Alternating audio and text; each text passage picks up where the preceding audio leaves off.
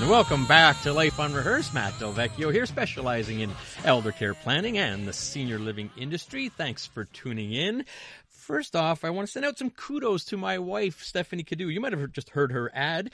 She was prominently featured in La Presse article today on the topic of seniors in transition. Never easy for adults looking to downsize, and we all want to try to stay at home for as long as we can, and the article was about that. And there may be a time where it becomes a little overwhelming and you need to deal with this downsizing. So anyways, the article was just fantastic. Thank you to La Presse, and way to go, Stephanie. Very, very proud of you.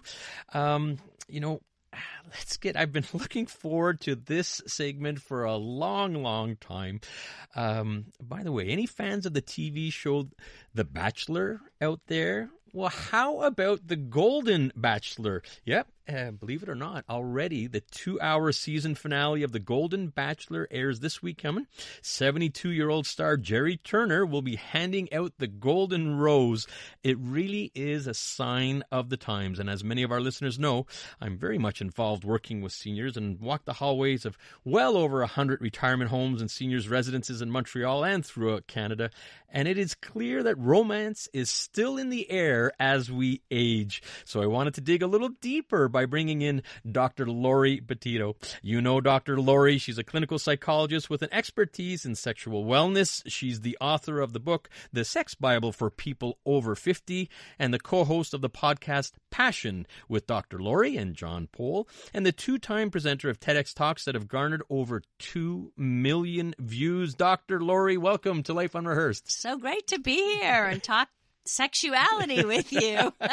Well, how we all know that voice, and so glad you were able to join me, Dr. Laurie. Really appreciate you taking some time here on a Sunday on quite an interesting but important and growing topic. And Absolutely. It seems that romance decreases as we age, but is that truly the case? No. And, like you, I've gone to many seniors' residences. I've done talks since for the last 10 years on aging and sexuality, always with, full rooms of people interested in sexuality and romance. And let me tell you, you look around, you see couples. I hear from people. I remember the oldest guy to buy my book at one of these homes was 94. Still active, still multiple girlfriends, and still wanted to know, what else can I try? So romance, romance and love and the need to feel desired and adored, and that has no expiration date whatsoever. That does not go away. We saw in the pandemic how loneliness, right, and isolation affected many people, and especially seniors and older adults. But we are social creatures, like you're saying, and I guess we all desire companionship and socialization throughout our entire lives, Absolutely. Even in our latter years, don't we?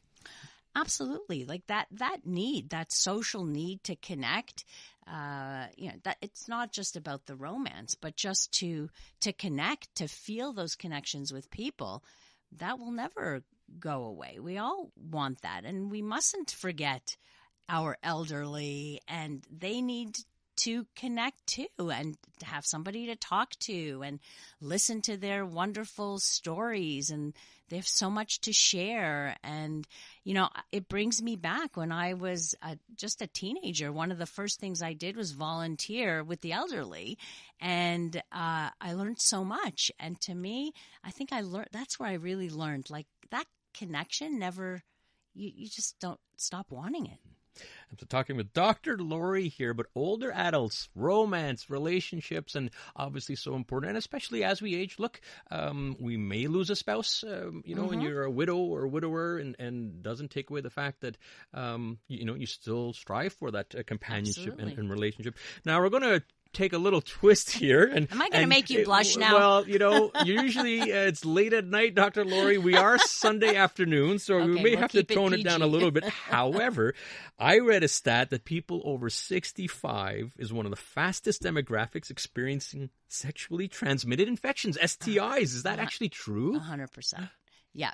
In fact, it's probably growing at the same rate as the 25 plus age. So why is this happening? Because elderly people are having sex too. Like, it doesn't just happen like that. You don't get it from a toilet seat. You get it from multiple partners. Yes. And when you look at the rates, like in a 10-year span, the rates of chlamydia, syphilis, etc., has pretty much doubled in the 50 to 90-year-old age category. So you got to think, okay, why does that happen? It happens because they're not practicing safe sex. So when I go to the residences and I speak about sexuality, I do a demo of like how to use condoms, for example, because when was the last time they used, a condom or a barrier method, right? In their time, it was like, oh, that's to prevent pregnancy.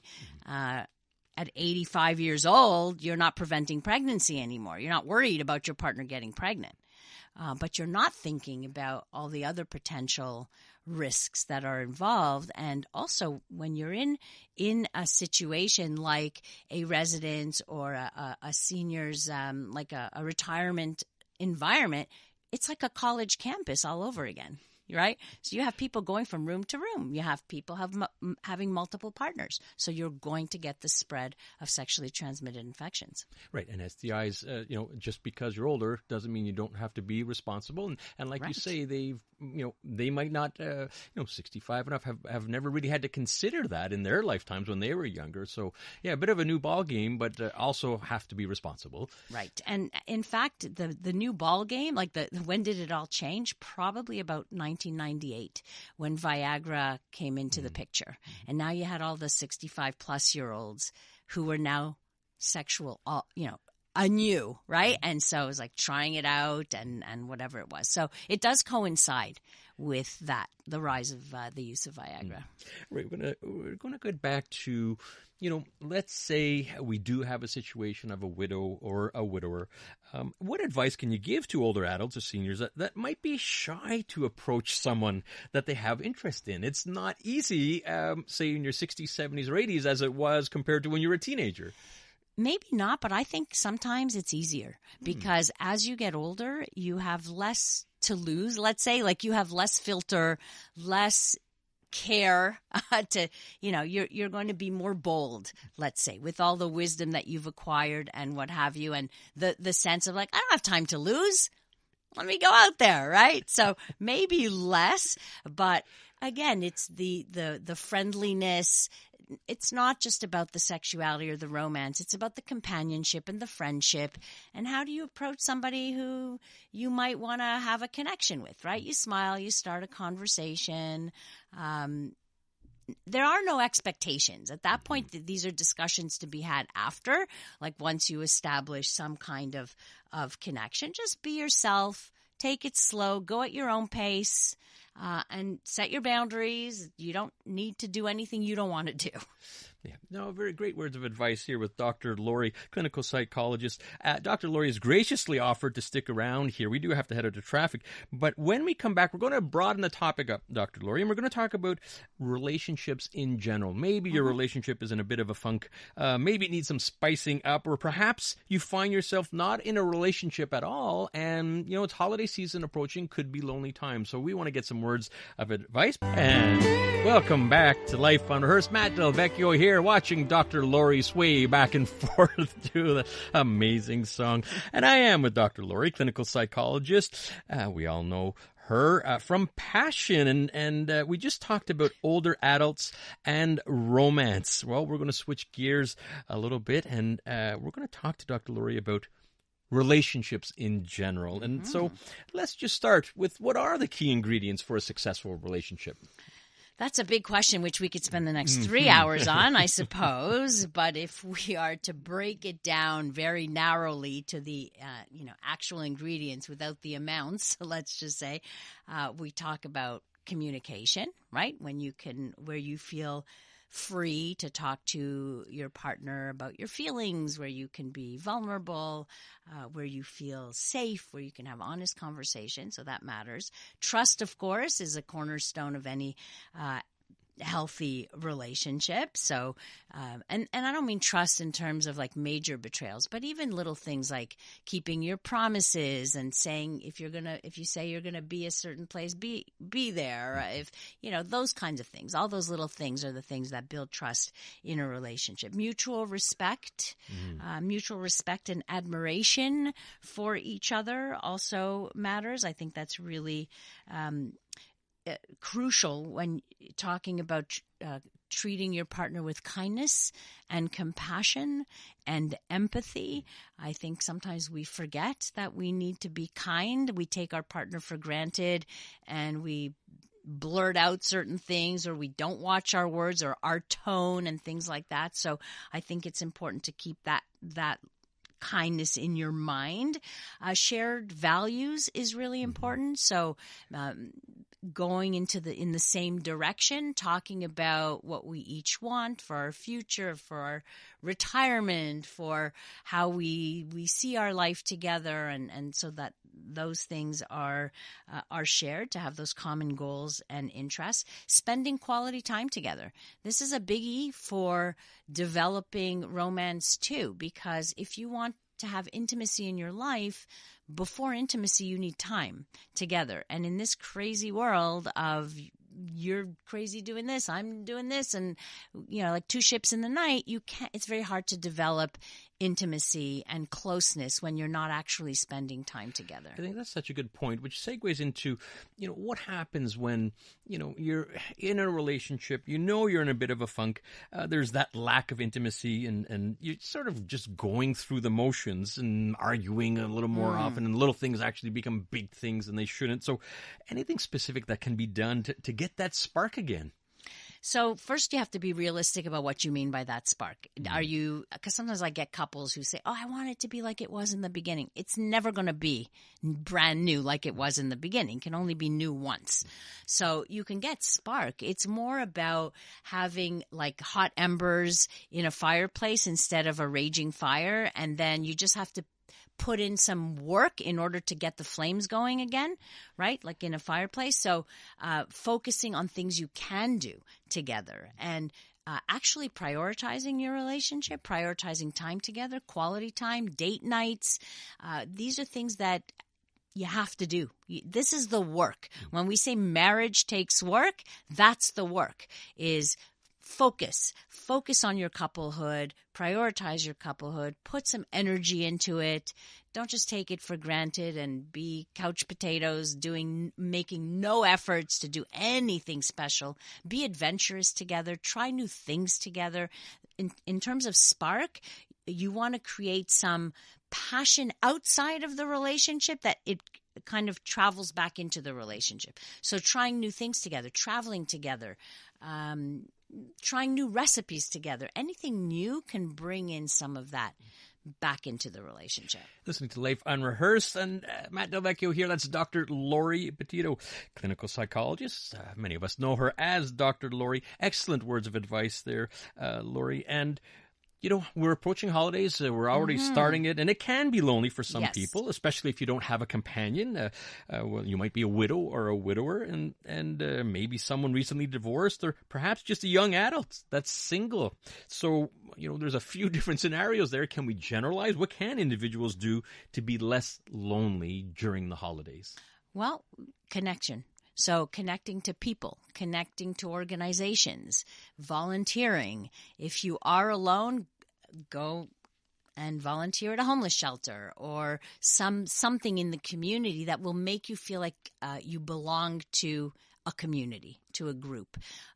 Reach out to friends. Don't be afraid to reach out to friends and say, hey, I'm alone on the holidays. Can I join your family? Your friends will be more than happy to. They may not have thought about it, maybe, because they're busy preparing and such.